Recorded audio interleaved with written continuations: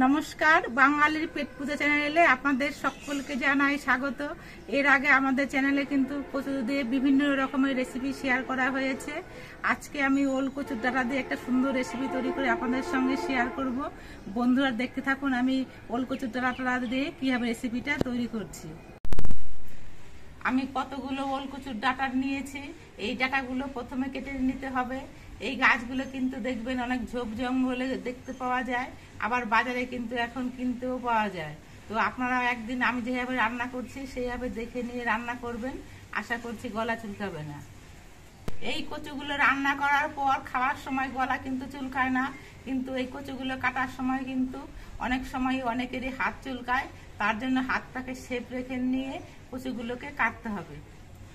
আমি দুটো প্লাস্টিকের হ্যান্ড গ্লাভস নিয়েছি, হাতের মধ্যে এটা পরে নিয়ে কচুগুলো কাটবো। আপনাদের কাছে যদি এরকম হ্যান্ড গ্লাভস না থাকে তাহলে পরে একটা করে প্লাস্টিক হাতে জড়িয়ে নেবেন, তাহলেও কাটানো যাবে।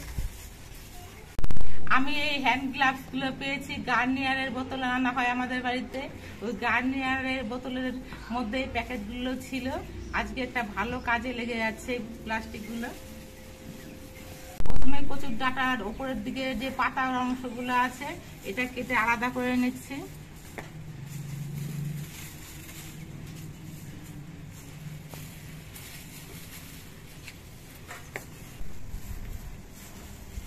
এই ডাঁটাগুলো রান্না করার সময় একটু কচি ডাঁটা নেবেন, তাহলে খেতে বেশি ভালো হবে।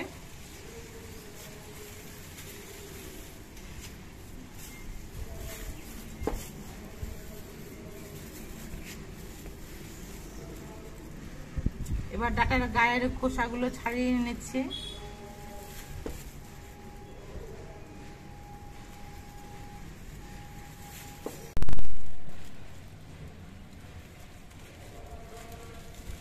আগে আমি ডাঁটার গায়ের সব খোসাগুলো ছাড়িয়ে নিচ্ছি, পরে কাটবো।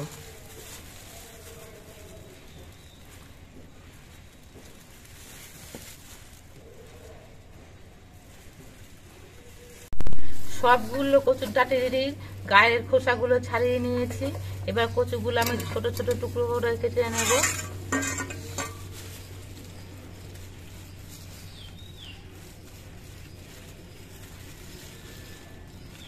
আমি এরকম ছোট টুকরো করে কাটছি।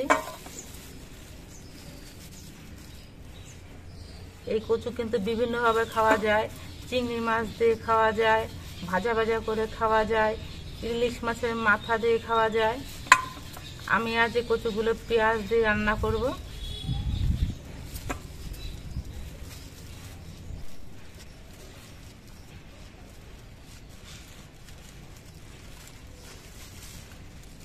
সবগুলো কচুর ডাঁটাই আমার কেটে নেওয়া হয়ে গেছে।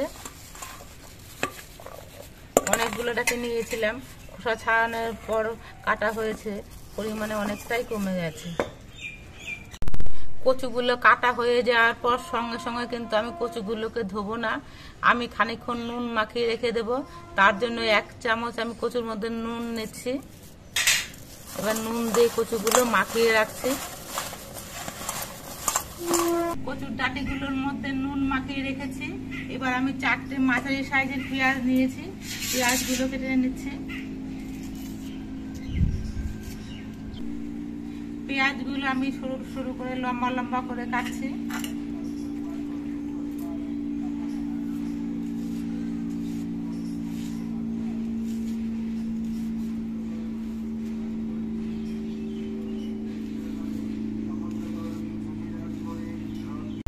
কচুগুলো নুন মাখিয়ে আমি 15 মিনিটের মতো রেখে দিয়েছিলাম।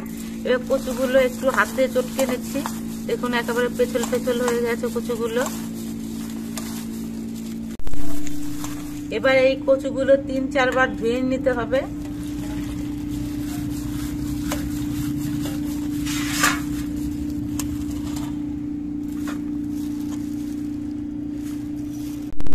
কচুগুলো আমি 4 বার ধুয়ে নিয়েছি।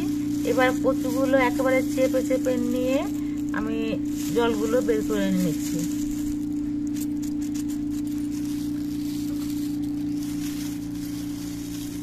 নুন মাখানোর ফলে কচুগুলো কিন্তু দেখুন অনেকটা নরম হয়ে গেছে।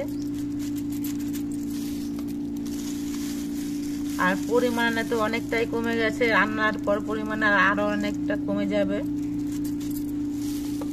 চেপে চেপে এইভাবে সব জলগুলো বের করে ফেলতে হবে। আমি ঠিক যেভাবে করে কচুগুলো রান্না করছি, ঠিক আপনারা যদি একইভাবে রান্না করেন, কচুগুলো কিন্তু কোনোভাবেই গলা চুলকাবে না। কচু রান্নার সময় কিন্তু ঝালের পরিমাণটা একটু বেশি দিতে হয়। এর জন্য আমি বেশ কয়েকটা কাঁচা লঙ্কা নিয়েছি। এই কাঁচা লঙ্কাগুলো মাঝখান থেকে চিড়ে নিচ্ছি।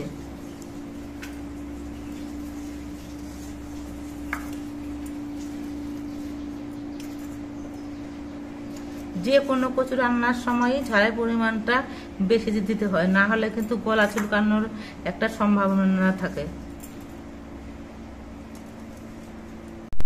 এবার কচুগুলো রান্না করব, তার জন্য গ্যাসের কড়াইটা বসিয়ে ভালো মতো গরম করে নিয়েছি। কড়াইতে দিচ্ছি সর্ষের তেল। সর্ষের তেলটা গরম হয়ে যাওয়ার পর এর মধ্যে ছোট চামচে 1 চামচ কালো জিরে দিচ্ছি, 4টে চিরা কাঁচা লঙ্কা দিচ্ছি।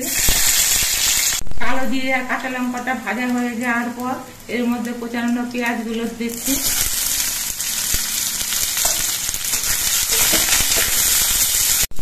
এবার এই পেঁয়াজগুলো আমি কিছুক্ষণ ভেজে নেব।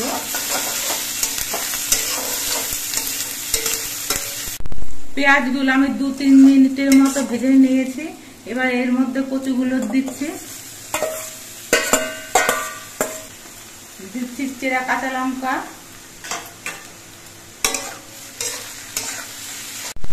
এবার এর মধ্যে দিচ্ছি পরিমাণ মতো নুন আর অল্প করে একটু হলুদের গুঁড়ো।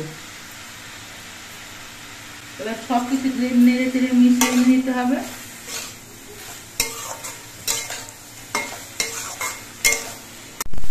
এবার গ্যাসের ফ্লেমটা মাঝারি ভাবে রেখে নিয়ে কচুগুলোকে অনেকক্ষণ ধরে রান্না করতে হবে। দেখবেন রান্না করতে করতে পরিমাণে অনেকটাই কমে যাবে আর কচুগুলো বেশ ভাজা ভাজা হয়ে যাবে। অন্যান্য কচু শাক রান্না করার সময় কচুর ডাঁটাগুলো কিন্তু একেবারে গলে যায়, কিন্তু এই ওল কচুর ডাঁটা রান্না করার সময় কিন্তু ডাঁটাগুলো গলে যায় না।